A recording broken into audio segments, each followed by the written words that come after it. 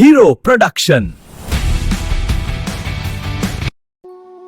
තාත්තේ තාත්තට ඔෆිස් එකෙන් පැයකට කීයක් ගෙවනවද? රුපියල් 400යි. ඒ තමුන්ට මොකටද? ඔබ කල්ලුන් මයන් ගහුව නේද?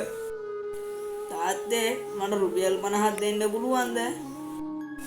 ඒ මොකටද? කඩචෝරු කන්නද? එහෙම ඒකට නෙවෙයි තාත්තේ.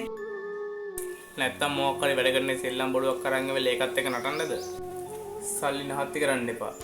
මං ඔයාලා වෙනුවෙන් කොච්චර මහන්සි වෙනවද? පොඩ්ඩක් වගකීමෙන් වැඩ කරන්න.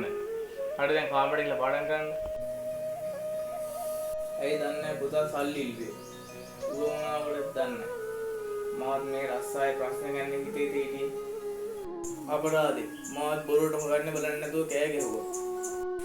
පුතේ පුතා ඉදිද?